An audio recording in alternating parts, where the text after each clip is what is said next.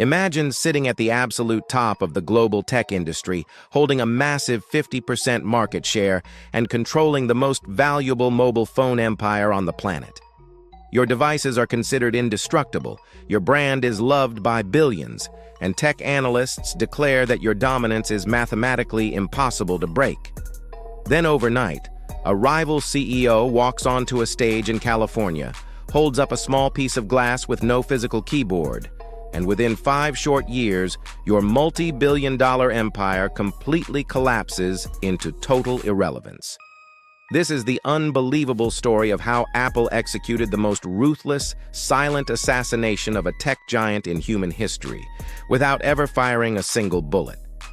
To understand how Nokia, the undisputed king of cell phones, was wiped off the board, we have to travel back to the mid-2000s. At the time, Nokia wasn't just a phone manufacturer. They were an industrial titan. They produced hundreds of millions of devices every year, held massive manufacturing plants across the globe, and created iconic models like the indestructible 3310 that defined a generation. Their executives were so confident in their physical keyboards and Symbian operating system that they believed no competitor could ever challenge their global supply chain. And that is precisely when Steve Jobs identified a fatal flaw in the entire industry. In January 2007, Steve Jobs unveiled the original iPhone. But the genius of Apple's strategy wasn't just introducing a touchscreen, it was completely redefining what a phone actually was. While Nokia viewed a phone as a communication tool meant primarily for making calls and sending text messages, Apple envisioned the iPhone as a pocket-sized personal computer that happened to make phone calls. When Nokia's top executives first analyzed the iPhone, they actually laughed at it.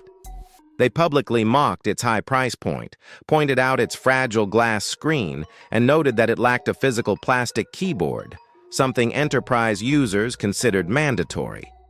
Nokia believed that consumers would quickly reject a device with a battery that barely lasted a single day. It was a fatal miscalculation born of extreme corporate arrogance. While Nokia was busy focusing on hardware durability and manufacturing costs, Apple pulled off its true masterstroke, the creation of the App Store and the iOS ecosystem. Apple realized that the hardware was merely a canvas, and the software ecosystem was where the real value lived. Within months, independent software developers around the world were creating millions of applications, from social media networks to immersive mobile games, turning the iPhone into an essential extension of human life. Nokia's outdated Symbian operating system was completely unprepared for the app revolution. It was notoriously complex for developers to write code for, and Nokia lacked a centralized digital store.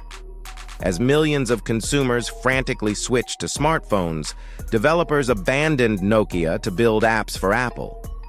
Within a few short years, Nokia's massive market share completely plummeted.